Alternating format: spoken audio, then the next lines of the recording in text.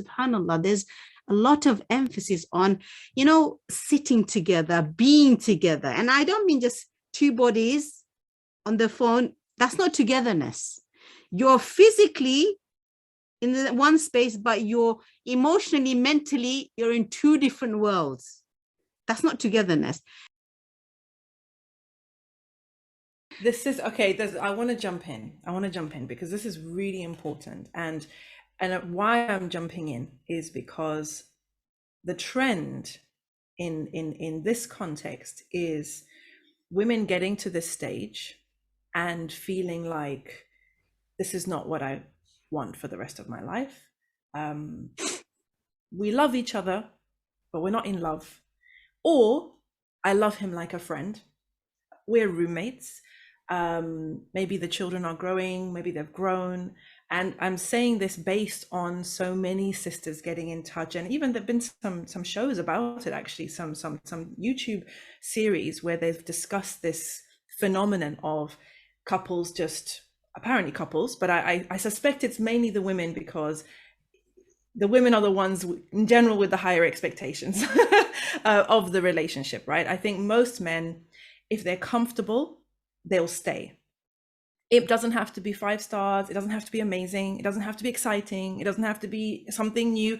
As long as they're okay, they will pretty much stay. And I don't know whether you've seen this, but this is, and it's sometimes been surprising, because it's like, well, how can you be happy with this? This is where the woman is saying, well, we hardly do this. We don't do that anymore. We're not this anymore. We're not that anymore. Like, aren't you unhappy as I am? And he's like, I'm fine, like, we're okay. Anyway, the context of this is a conversation that was had about divorce in the Muslim community, and not necessarily divorce based on like toxic relationships or like bad things happening, but couples just growing apart, or the woman feeling she's outgrown the husband, or she's outgrown that marriage.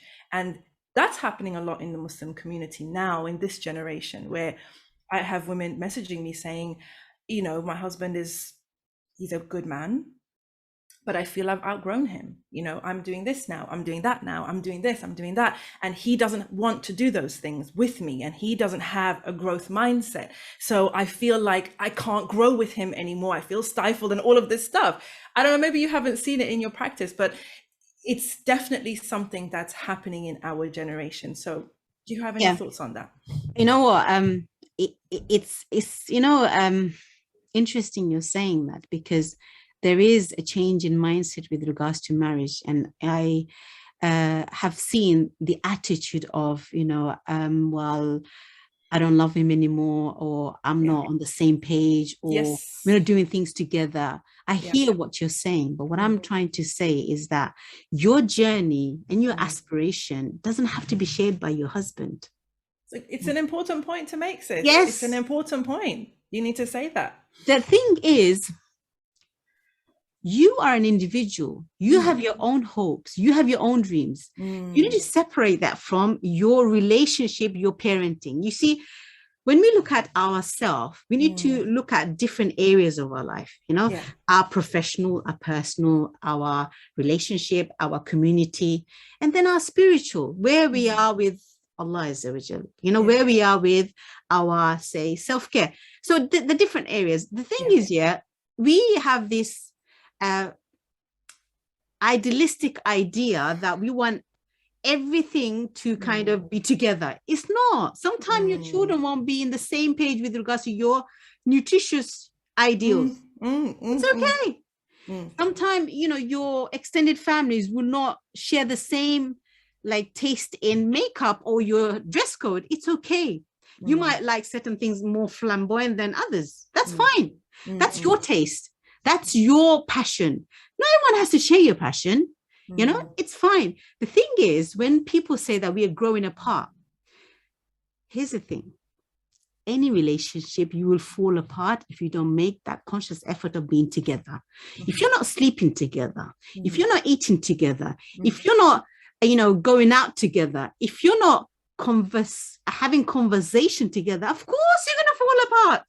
Of course.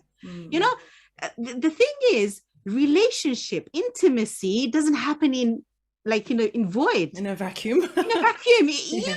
have to make time, effort, and conscious commitment that we're going to spend time. We're going to eat together. We're going to go out together. And that togetherness brings the heart together. That's why, subhanAllah, there's a lot of emphasis on, sitting together, being together. And I don't mean just two bodies on the phone. That's not togetherness. You're physically in the one space, but you're emotionally, mentally, you're in two different worlds. That's not togetherness.